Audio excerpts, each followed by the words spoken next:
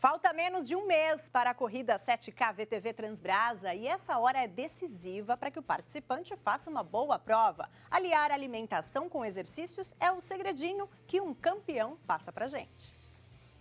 Gladson Alberto, primeiro colocado da 4ª edição da prova 7K VTV Transbrasa, corre desde os 9 anos de idade e hoje coleciona títulos no currículo.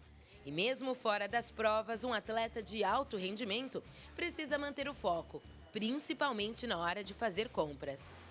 A minha dieta, é a base de carboidrato, então eu gosto muito de macarrão, batata, não frita, batata cozida, purê e salada, verdura, essas coisas, mas é mais para saúde mesmo, mas pro esporte mesmo, treinamento é a base de carboidrato, sempre com orientação do nutricionista, um profissional da área. É muito importante, aqui você falou das massas, realmente tem macarrão, vitamina B também, azeitona pode? Pode, a azeitona ela é rica em sódio, E durante a atividade física nós temos uma necessidade grande de sódio. Não pode esquecer também da hidratação. Às vezes nós ficamos muito presos na comida e esquece um pouco da hidratação, principalmente aqui na Baixada, que geralmente é muito quente, então procurar se hidratar bem. Então agora que nós já descobrimos alguns segredinhos do Gladson, vamos aproveitar que estamos aqui nesta loja especializada em produtos naturais. Tem uma infinidade de itens, como vocês podem ver, e muita gente deve estar curiosa aí. O que eu posso comer antes da prova 7K VTV Transbrasa? Por isso nós vamos conversar agora com a Natália Aredes, nutricionista. Natália, fala aí pra gente o que as pessoas podem comer antes do 7K. No pré-treino, é importante que as pessoas visualizem uma refeição rica em nutrientes, não somente pensando no carboidrato, na gordura e na proteína, que são nutrientes também importantes, mas em micronutrientes como vitaminas e minerais. Os alimentos, principalmente os cereais, que são ricos em fibras, esses são recomendados, tá? Para o pré-treino, porque ele vai te ajudar, te dar energia. Assim como também os alimentos ricos em gorduras boas, como óleo de coco, as castanhas, amêndoas, que fazem o grupo das oleaginosas. Além disso, tem as frutas, que são ricos também em fibras solúveis e insolúveis e que trazem também um número muito grande de vitaminas e minerais. Esses cereais quais seriam? Os cereais você pode optar por aveia, amaranto, quinoa em flocos e utilizar na sua salada de fruta, por exemplo. Bacana, e tem outra coisa muito importante também. A prova 7K é uma prova muito rápida, exige pique dos atletas. Tem algum produto especial que dá aquela energia? É verdade. Os alimentos termogênicos, eles promovem mais calor. Então, além do cafezinho, que já tem a cafeína, você também pode utilizar o chá verde, o matcha, o gengibre, que são esses alimentos que dão mais energia para o atleta. E depois da prova vem aquele cansaço. Por mais que você esteja acostumado a fazer esse tipo de prova, você gasta energia, cansa. E aí, como faz, Natália, nessa hora, hein? Isso, na refeição pós-treino é importante ter alimentos fontes de proteína, porque a proteína ela é responsável pela recuperação muscular. E a corrida ela acaba ocasionando uma lesão nessa musculatura. Os alimentos, eles podem ser, além das carnes em geral, mas podem ser também cereais ricos em aminoácidos. A nutricionista ainda lembra que antes ou após a prova, açaí em pó, blueberry ou cranberry, ricos em antioxidantes, são muito bem-vindos. E para finalizar, o campeão da 7K VTV Transbrasa é categórico. Não existem bons resultados sem uma boa dieta aliada ao treino. Tem que ser uma engrenagem, alimentação, treinamento, descanso, essas três coisas têm que andar junto, porque senão o resultado não acontece. O primeiro colocado é Gladson Alberto Barbosa!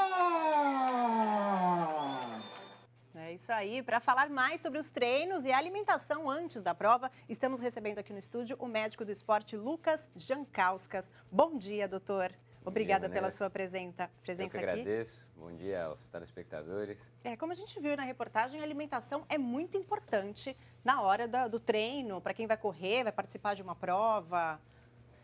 A alimentação é fundamental, né? Pode ser um fator que jogue a favor ou contra o atleta. Uhum. Então é sempre importante ter os alimentos, tanto em termos de macronutrientes, as proteínas, os carboidratos, as gorduras, quanto os micronutrientes, todos direcionados e individualizados para o objetivo, para o tipo de treino, para a duração e para a intensidade de cada esporte. E a gente viu ali na matéria o Gladson falando sobre o carboidrato, que é muito importante, né? Que ele consome bastante carboidrato quando ele corre. Então, a corrida, na realidade, por ser um esporte de endurance, ela exige uma quantidade maior, um aporte de carboidrato maior no período que antecede o treinamento. E aí, a gente vai ter os carboidratos simples e complexos de alto e baixo índice glicêmico que vão se adequar melhor ao perfil de cada atleta, mas o aporte de carboidrato realmente se faz mais necessário do que nos outros esportes. A gente tem participação aí pelo Facebook de telespectadores. Santiago Luz, tenho 48 anos, nunca fiz uma atividade física, trabalho 12 horas à noite. Gostaria de começar por uma caminhada. Qual o melhor horário para mim de manhã, após o cansaço de 12 horas de trabalho, ou à tarde, após tirar algumas horas de sono? É uma pergunta bem frequente em consultório. Devo treinar de manhã? Devo treinar à noite, após o trabalho, logo no início da manhã?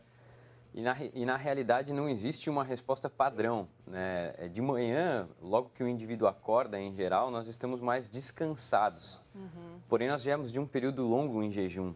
Então, a reserva de glicogênio muscular, que basicamente é o combustível que nós iremos utilizar no treino, ela está baixa, né? E em contrapartida, no final do dia, após um dia exaustivo de trabalho, eu tenho uma reserva de glicogênio mais adequada, porque me alimentei o dia inteiro, mas em contrapartida acumulo esse cansaço. Então, pró e contra, nós iremos ter dos dois lados, né? Conta muito a individualidade e a maneira com que a pessoa se sente melhor. Então, no caso dele que trabalha à noite, então, seria melhor no final do dia, depois dessas horas de sono que ele coloca ali, né? O ideal, assim, vai muito da adaptabilidade dele. No final do dia ou logo no início da manhã. Mas o ideal seria que ele mantivesse a mesma frequência de treinamento, tendo em vista sempre o mesmo horário. Tá, todos os dias treinar no mesmo dia, no mesmo horário, quer dizer, isso é importante, né? Tem outra pergunta ali do Luiz Cláudio Pereira Romão. É bom consumir carboidratos à noite? Eu pratico musculação e corrida de rua. Será que posso perder massa magra devido à corrida? Muita gente acaba tirando o carboidrato, né, da alimentação por conta de dietas. Mas nesse caso é bom ter o carboidrato na alimentação, né, doutor? Sem dúvida. Quando a gente fala da corrida, não só da corrida, mas o esporte, quando é feito numa intensidade um pouco mais alta, ele depleta muito estoque de glicogênio muscular e, basicamente, isso seria uma primeira necessidade no pós-treino, né? Tem muita gente que consome apenas proteína depois do treino e essa proteína ela acaba sendo mobilizada para restaurar estoques de glicogênio e a fibra muscular que a gente lesou no processo de treino fica descoberta. Então, o ideal é a gente ter as duas frações, tanto o carboidrato quanto a proteína. E mesmo que esse pós-treino seja à noite, né? Que muita gente tem medo de comer o carboidrato à noite, acha que engorda, mas mesmo que o pós-treino seja à noite, é importante consumir o carboidrato. Em se falando de atleta, de performance, do quesito melhorar a minha corrida, é importantíssimo ter esse aporte de carboidrato não só à noite, mas distribuído da maneira adequada ao longo do dia todo, inclusive na última refeição. Em especial também para aqueles atletas que vão treinar logo no início da manhã. Então, não existe motivo para ele, de repente, tirar esse carboidrato à noite, no período que antecede. Mesmo porque a gente tem que ter em vista que ele vai passar 7, 8, 9 horas em jejum antes da atividade física dele. Sim. Tem mais uma perguntinha ali, agora pelo Twitter, o Oliveira Alê. Alongamento pós-atividade física é tão importante quanto o alongamento antes? Essa é uma questão delicada, né? Talvez o que gere mais polêmica hoje em treinamento desportivo seja a questão do alongamento. O alongamento antes, ele deve ser encarado como forma de aquecimento.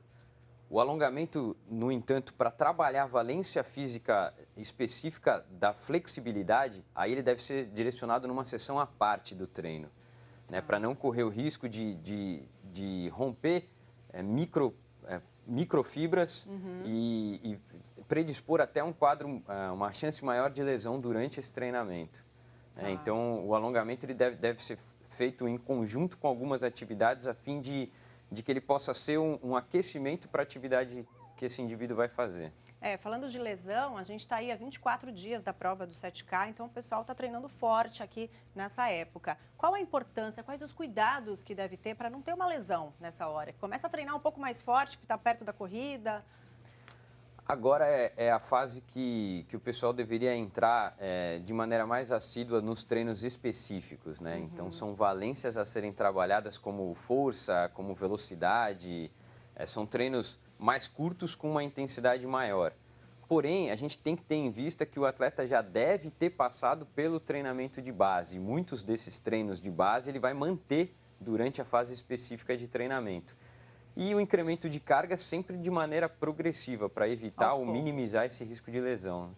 Tá, mais uma perguntinha ali do Twitter. Quantas vezes por semana é necessário para um sedentário iniciar atividade física?